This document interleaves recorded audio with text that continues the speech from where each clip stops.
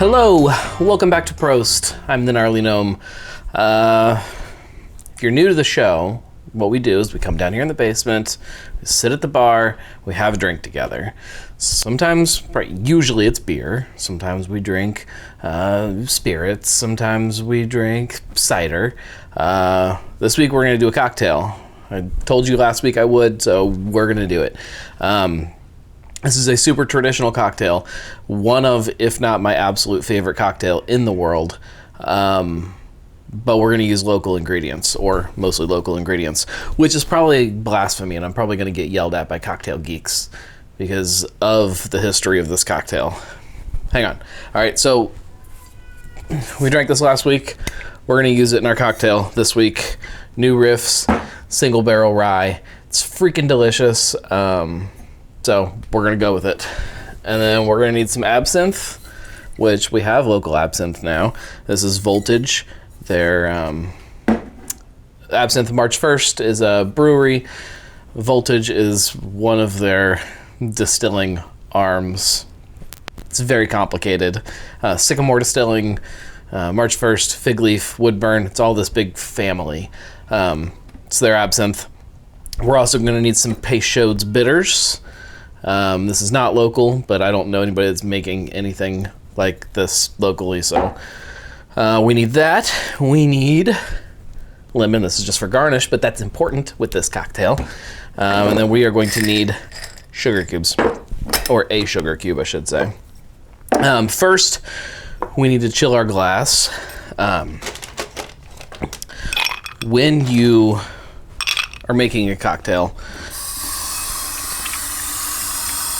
it's important to use a cold glass once you have your drink. So we put ice water in it to just get the glass really cold before we put our actual drink in it. So we're gonna put that aside. We're gonna put it there. First up, we're gonna go sugar cube. So the Sazerac, we should talk about it a little bit before we kind of dive into the recipe. It's, like I said, it's really super old, really traditional. A lot of cocktails, the story about how the cocktail originated is part of the fun of the drink itself. This is no exception to that. It was created 1838, depending on who you ask. Definitely created in New Orleans, though. There was a guy named Antoine Peychaud. He invented the cocktail. He had like an apothecary shop thing, or a bar, coffee shop, I think as they also called them at the time, called the Sazerac. He created this drink that used it wasn't theirs. They had licensed a brandy called Sazerac. Hang on, I'm going to mess the name up. I have to look at my cheat sheet. Sazerac de Forge Fille. It's French. I don't speak French. A brandy, a French brandy. He created this drink that used the brandy, his proprietary bitters, and it was super popular. This disease comes and wipes out all of the grapes in France, and cognac, brandy, becomes really hard to get a hold of, and they start substituting American Rye Whiskey, which is not hard to get a hold of, into the cocktail. Later on, in 1870s, I think, somebody puts the first splash of absinthe in the cocktail, and the Sazerac is then really born. Like I said, the story is half the fun, and if you ask 10 different people the story of the Sazerac, you'll probably get 10 different stories. But that's my story. It's a beautiful, beautiful cocktail. It's hard to think of another cocktail that has the depth of flavors, for me, that this one does. But it's incredible. All right, sugar cube.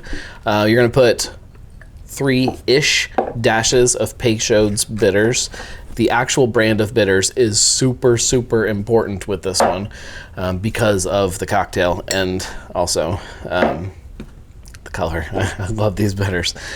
We've got the sugar cubes soaking in the bitters. We're gonna smash that up a little bit though. take a muddler or anything that you have that can smash crap and just kind of smash up your sugar in there. You can use simple syrup for this too.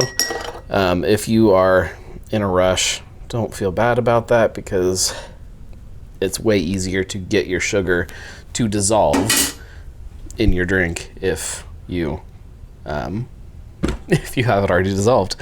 We need 2 ounces of rye whiskey. Yeah, I think the official recipe probably calls for 1.5 ounces, but I like to drink, so we're gonna go 2. There's 1, 2. When you spill it on the bar, it is an offering to the bar gods, I guess. Whoops. All right, now that, when we talk about the absinthe, this is where this gets a little different. So our glass, nice and chilled. Let's go ahead and dump out our ice water. I'm going to give it a quick dry. This is not a ingredient in the sense that you might be familiar. You're not going to pour 1 ounce of absinthe into your cocktail. This is literally just to what they call wash the glass, rinse the glass.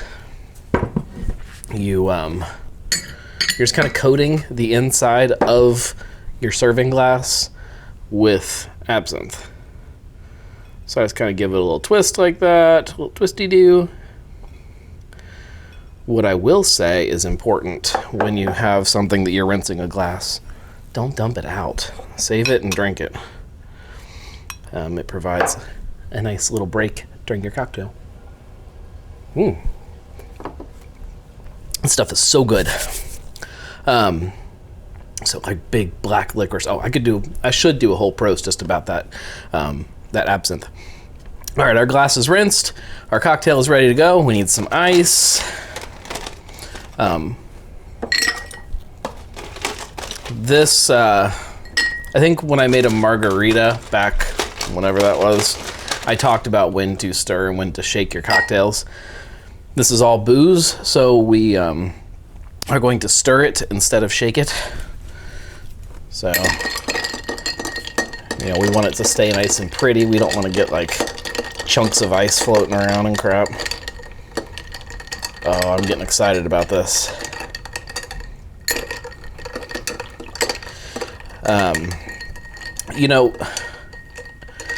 Dilution is your friend when it comes to cocktails. It's all part of the recipe.